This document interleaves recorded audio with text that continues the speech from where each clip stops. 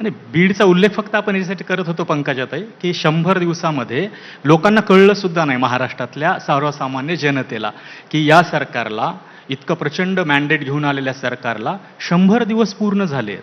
हे कळलं सुद्धा नाही. त्याचं एक कारण होतं मसाजोगची घटना, संतोष देशमुख यांचं हत्या प्रकरण. त्याची छाया इतकी राहिली की लोकांना दुसरे काही प्रश्न आहेत ह्याची जाणीव सुद्धा नाही झाली. सरकारचा पण सगळा 100 दिवसातला मोस्ट ऑफ द वेळ त्याच्यातच गेला. तर तुम्हाला असं वाटतं का की घटना अत्यंत दुर्दैवी आणि दुष्ट प्रवृत्तींनी केलेली घटना होती आणि तशा घटना आधी घडल्या नाही आणि भविष्यात घडणार नाही ह्याची गॅरंटी कोणीही देऊ शकत नाही. आपण नाही देऊ शकत, आपण नाही देऊ शकत. त्या घटनेकडे बघण्याचा अप्रोच, त्याबद्दल असणारी संवेदना आणि त्या लोकांना देण्याच्याबद्दल जो न्याय द्यायचा आहे त्याच्याबद्दल असणारी न्यायप्रियता ही महत्त्वाची आहे. तो ऑटोमॅटिकली वातावरण चांगलं होईल. घटना घडली आहे, दुर्दैवी आहे, पण ह्या घटना, आता मी जालन्यामध्ये घटना घडली, मी जालन्याची पालकमंत्री, एका युवकाला सळईनी अत्यंत विकृत आणि निर्घृणपणे हाम केलेला आहे.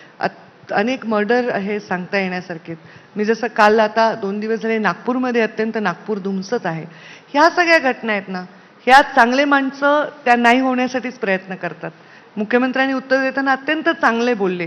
ते म्हणाले कायदे आम्ही करतोय, पण ह्याचा अर्थ कायदे मोडले जाणार नाही असं नाही आहे, पण कायदे मोडले तर अशी शिक्षा द्या की पुढचा माणूस कायदा मोडताना 10 वेळा विचार केला पाहिजे.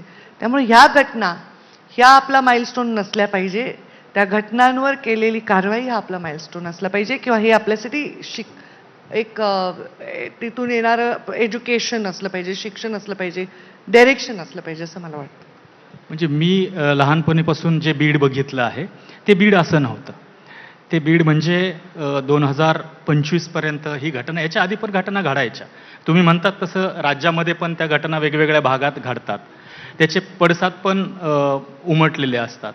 पण आता नेमकं असं काय झालं की कोणीही उठतो, म्हणजे अक्षरशः मला माझ्या मित्रांसोबत भांडणं करावे लागले की बीडचा बिहार असं म्हणू नका.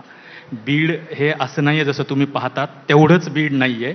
एका घटनेवरनं तुम्ही सगळ्या बीडला बदनाम करू नका, हे सांगायची वेळ आपल्यावर आली आहे आता. तर हे टाळता येणं शक्य होतं.